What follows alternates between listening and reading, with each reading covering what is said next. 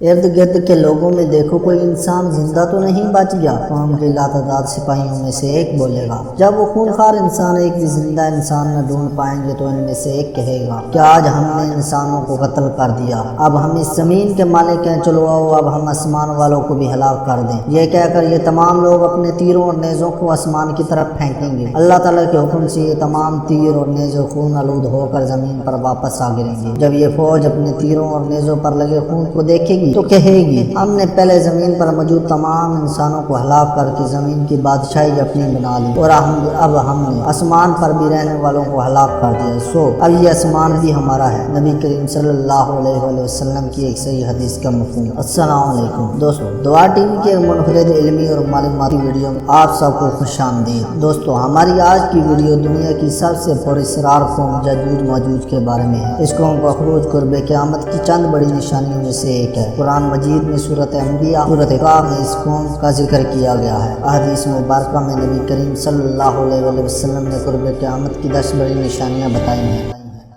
جن میں ایک یاجوج ماجوج کا زمین پر پھیل جانا ہے۔ دوستو، ہم اس ویڈیو میں آپ کو یاجوج ماجوج کی قوم سے متعلق معلومات فراہم کریں گے جو یقیناً آپ نے پہلے نہ سنی ہوں گی۔ ویڈیو میں آگے بڑھنے سے پہلے ہم آپ سب دوستوں سے گزارش کرتے ہیں کہ چینل کو سبسکرائب کر لیں۔ دوستو، سب سے پہلی بات یہ ہے کہ یاجوج ماجوج کی قوم انسانوں پر مشتمل ہے۔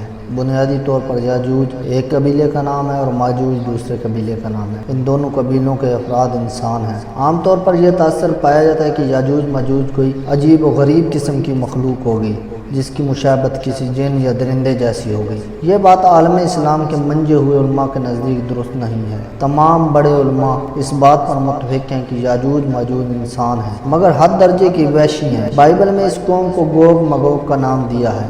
یاجوج ماجوج جیسے کہ ہم جانتے ہیں عربی زبان کے الفاظ ہیں۔ یاجوج ماجوج کا لفظ عربی زبان کے 2 الفاظ حجاج اور علاج سے نکلا ہے۔ حجاج کے معنی خشک ہیں اور سخت، علاج کے معنی جب کوئی دشمن آپ پر بے حد تیزی کے ساتھ حملہ کرے اور آپ کو سمجھنے کا موقع ہی نہ ملے۔ ان الفاظ کے معنیوں پر غور کیا جائے ہمیں یہ بات معلوم ہوتی ہے کہ یاجوج ماجوج طبیعت کے اعتبار سے ایک بے حد خشک، شفاف اور بے حد سخت مزاج قوم ہوگی، اور جب یہ لوگ انسانوں کی بستیوں پر حملہ کریں گے تو ان کی تعداد اور طاقت کے آگے کوئی انسان نہ کھڑا ہو پائے گا۔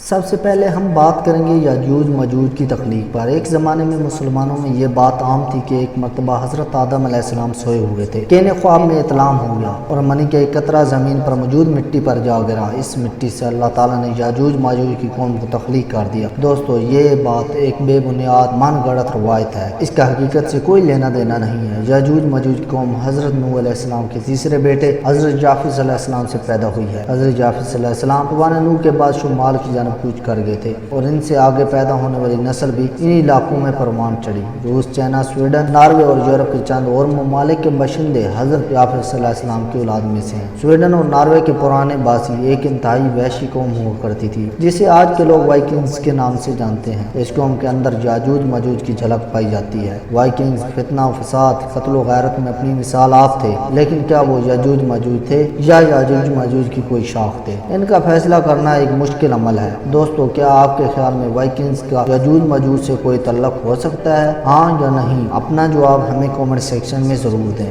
کچھ روایات میں یہ بات درج ہے کہ یاجوج ماجوج کے کل 22 قبائل ہیں۔ ان 22 قبائلوں میں سے 21 قبیلے قتل و غارت، زمین پر فتنہ و فساد پھیلاتے تھے، اور یہی 21 قبیلے حضرت ذوالقرنین کی بنائی ہوئی دیوار کے پیچھے قید ہیں۔ ایک قبیلہ پرامن تھا، چنانچہ وہ ان جگہوں پر پھیل گیا جن کا پہلے ہم آپ کو بتا چکے ہیں۔ کچھ علماء کے نزدیک یاجوج ماجوج ترکوں کی ایک پوشیدہ نسل ہے اور کچھ کے نزدیک منگول اور تاتاری ہی یاجوج ماجوج ہیں۔ ایک لمبے عرصے تک مسلمان اسکندر اعظم کو ذوالقرنین سمجھتے رہے۔ اس کی وجہ اسکندر اعظم کی بے شمار فتوحات تھی، لیکن پھر مسئلہ یہ بھی تھا کہ اسکندر اعظم کا ذاتی کردار بالکل ایسا نہ تھا کہ اللہ تعالیٰ اس ہی قرآن پاک میں تعریف تھا۔ اسکندر اعظم کے ہی دور میں ذوالقرنین کا مقبرہ دریافت ہوا، جس کے بعد مزید معلومات مسلمان تک پہنچی اور یہ بات حتمی نتائج پر پہنچی کہ اللہ تعالیٰ نے جس عظیم الشان اور خدا خوفی رکھنے والے بادشاہ کا ذکر کیا ہے وہ اسکندر اعظم نہیں بلکہ اس سے بڑے فاتح ذوالقرنین ہیں، جنہیں انگریزی زبان میں سائرس دی گریٹ کہا جاتا ہے۔ قرآن کریم میں یہ بات درج ہے کہ ذوالقرنین نے شمال کی جانب ایک جنگی مہم کی۔ اس مہم سے پہلے وہ 2 بڑی مہمیں کر چکے چکے تھے اور دونوں میں اللہ عز و جل نے بے شمار کامیابی عطا فرمائی تھی۔ شمالی مہم میں ذوالقرنین ایک ایسی قوم کے پاس پہنچے جو پہاڑوں میں بسیرا کیے ہوئے تھی۔ یہ قوم کوئی زبان تک نہ جانتی تھی اور تہذیب و تمدن سے ان کا کوئی لینا دینا نہ تھا۔ جیسے تیسے کر کے اس قوم نے ذوالقرنین سے فریاد کی کہ ان پہاڑوں کی دوسری طرف سے یاجوج ماجوج کی وحشی قوم ان پر حملہ کرتی ہے اور انہیں بے حد جانی اور مالی نقصان پہنچاتی ہے۔ انہیں اس قوم کے خلاف ذوالقرنین کی مدد چاہیے اور مدد کے عوض وہ ذوالقرنین کو کوئی بھی چیز دینے کو تیار ہے۔ ذوالقرنین اس قوم کو جواب دیتے ہوئے مجھے تمہاری کسی چیز کی ضرورت نہیں، میرے پاس رلا قدیہ سب کچھ ہے، تم لوگ بس مجھے جسمانی طاقت مہیا کرو، میں تمہیں ایک دیوار بنا دیتا ہوں دونوں پہاڑوں کے درمیان، تاکہ وہ قوم دونوں پہاڑوں کے درمیان قید ہو جائے اور باہر نہ نکل سکے جب تک کہ اللہ کا حکم نہیں آتا۔ اس قوم اور ذوالقرنین کی فوج نے دونوں پہاڑوں کے بیچ زمین کھدوا کر بنیاد ڈالی۔ بنیاد ڈالنے کے بعد بے حد مضبوط پتھر کی دیوار تعمیر کرائی گئی جو دونوں پہاڑوں کے برابر تھی۔ ان دیواروں پر لوہے کی چادریں ڈالی گئی، پھر آگ سے خوب دھونکا گیا۔ جب یہ آگ سے سرخ ہو گئی تو پھر اس پر پگھلا ہوا تانبا ڈالا گیا۔ یہ دیوار اتنی موٹی اور اونچی ہے کہ یاجوج ماجوج اس پر چڑھ نہیں سکے اور نہ ہی اسے آج تک گرا پائے۔ یاجوج ماجوج کے ارد گرد کے پہاڑوں کے بارے میں عام روایت یہ ہے کہ شاید وہ تمام کے تمام پہاڑ بالکل سیدھے ہیں۔ یاجوج ماجوج ان پہاڑوں پر چڑھ نہیں سکتے۔ شاید یہی وجہ ہے کہ آج تک کوئی انسان اس قوم تک پہنچ نہیں سکا، کیونکہ جن پہاڑوں پر چڑھنا ناممکن ہے ان پہاڑوں سے اترنا بھی موت کو دعوت دینے کے برابر ہے۔ تو آپ کے خیال میں کیا سیدھے پہاڑوں کے متعلق یہ بات صحیح ہو سکتی ہے؟ ہاں یا نہیں کامنٹ سیکشن میں ضرور بتائیں۔ اب ہم آتے ہیں سوال کی طرف کہ ذوالقرنین کی بنائی ہوئی دیوار جس کے پیچھے یاجوج ماجوج قید ہیں، دیوار آخر ہے کہاں؟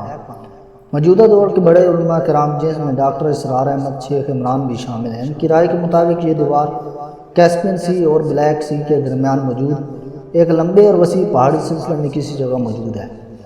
یہ علماء کرام قرآن حدیث اور جدید سائنس کے ذریعے اس نتیجے پر پہنچے ہیں۔ مجید میں اللہ تعالیٰ نے ذوالقرنین اور یاجوج ماجوج کے ہاتھوں ستائی ہوئی قوم کی ملاقات کی جگہ یا عام زبان میں ذوالقرنین کے تیسرے سفر کا نام عین الحمیہ بتایا ہے۔ اس عربی لفظ کا مطلب یہ ہے کہ ایسا پانی جس کی رنگت سیاہی مائل ہو۔ بحر اسود کو انگلش میں بلیک سی بھی کہا جاتا ہے کیونکہ اس کے پانی کی رنگت سیاہی مائل ہے۔ یہاں اس بات کا کبھی امکان موجود ہے کہ ذوالقرنین کی تیسری جنگی مہم شمال کی جانب تھی۔ اس کا پڑاؤ بحر اسود کے ساتھ شروع ہونے والی پہاڑی سلسلے سے تھا۔ یہ پہاڑی سلسلہ بحر اسود کے ساحل سے شروع ہوتا ہے اور کیسپین سی کے ساحل پر جا کر ختم ہوتا ہے۔ اس پہاڑی سلسلوں میں کئی جگہوں پر بڑے بڑے پہاڑ ایک دوسرے کے بالکل آمنے سامنے اور اس پہاڑی سلسلے میں بے شمار چھوٹے بڑے درے بھی موجود ہیں۔ قرآن مجید اور احادیث مبارکہ کی روشنی میں دیکھا جائے تو اس بات کے کبھی امکانات موجود ہیں کہ یاجوج ماجوج کو قید کی ہوئی دیوار اس پہاڑی سلسلے میں کسی جگہ موجود ہے۔ کچھ علماء کے نزدیک عین الحمیہ کا مطلب یہ بھی ہے کہ گرم ابلتا ہوا پانی یا وہ پانی جس میں سے دھواں اٹھ رہا ہو۔ اب ان علماء کے نزدیک سیاہ رنگت والا پانی کے دو معنی کو جمع کیا جائے تو یہ لاوے سے متعلق ایک اشارہ ہو سکتا ہے۔ آتش فشاں سے نکلنے والا لاوا سیاہ رنگت اور بے حد گرم ہوتا ہے۔ علماء کے نزدیک ذوالقرنین کی بنائی ہوئی دیوار کسی ایسی جگہ پر بھی ہو سکتی ہے جہاں انسانی آبادی نہ ہونے کے برابر ہے۔ یہ جگہ بقول ان علماء کے نارتھ پول پر بھی ہو سکتی ہے جہاں کئی مقامات پر آتش فشاں موجود ہے۔ قرآن مجید میں موجود لفظ عین الحمیہ کے ترجمے کے اعتبار سے دیکھا جائے تو اس رائے کو رد نہیں کیا جا سکتا۔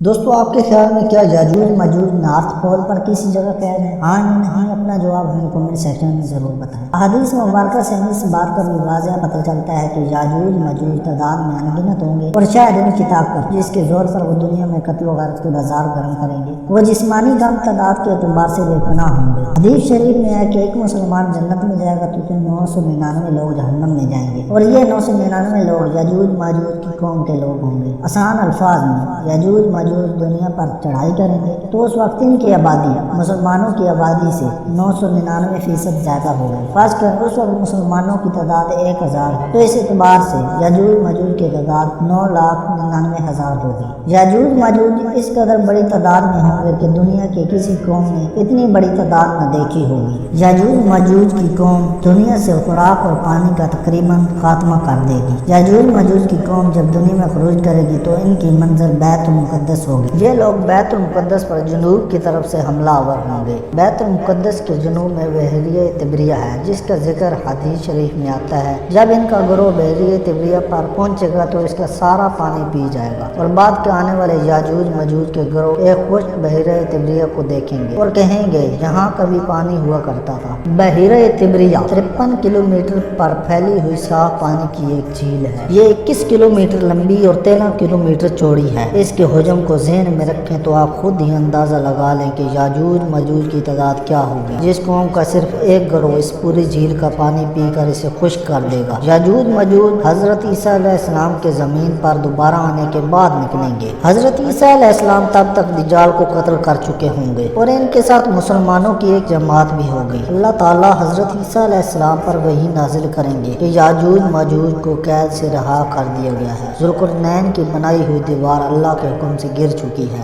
دوستو، میں آپ سب کو بتاتا چلوں کہ حدیث شریف میں ہے کہ نبی کریم صلی اللہ علیہ وآلہ وسلم کی حیات میں ہی یاجوج ماجوج نے ذوالقرنین کی دیوار میں چھوٹا سوراخ کر دیا تھا۔ یاجوج ماجوج روز اس دیوار کو توڑتے ہیں، مگر پھر اس سے پہلے کہ وہ دیوار کو پوری طرح توڑ دیں، ان کا سردار کہتا ہے آج کے لیے بس، باقی دیوار کل آ کر توڑیں گے۔ ان کے جانے کے بعد اللہ رب العزت اپنی قدرت سے پہلے جیسا کر دیتا ہے اور پھر یاجوج ماجوج کی قوم دیوار توڑنے میں لگ جاتی ہے۔ یہ سلسلہ تب ختم ہوگا جب اللہ کے حکم سے یاجوج ماجوج کا سردار ایک دن کہے گا کہ کل انشاءاللہ ہم اس دیوار کو توڑ دیں گے۔ یہ سردار انشاءاللہ کا مطلب تک نہ جانتا ہوگا، اس کے لیے صرف ایک لفظ ہوگا۔ انشاءاللہ کہنے سے اگلے دن دیوار ذوالقرنین ٹوٹ جائے گی۔ حضرت عیسیٰ علیہ السلام کو بتا دیا جائے گا کہ وہ مسلمانوں کی جماعت کو لے کر کوہ طور پر چلے جائیں، کیونکہ کوئی جماعت ان کا مقابلہ نہ کر سکے گی۔ حضرت عیسیٰ علیہ السلام اور ان کی جماعت پر سخت امتحان ہوگا۔ کھانے پینے کا سامان ختم ہونے کے قریب ہوگا اور پھر حضرت عیسیٰ علیہ السلام اللہ کے حضور دعا کریں گے کہ یاجوج ماجوج کا خاتمہ کر دے، کہ یاجوج ماجوج کا خاتمہ کر دے۔ اللہ تعالیٰ یاجوج ماجوج کی گردنوں میں ایک کیڑا پیدا کر دیں گے جس سے ان کی قوم ہلاک ہو جائے گی۔ زمین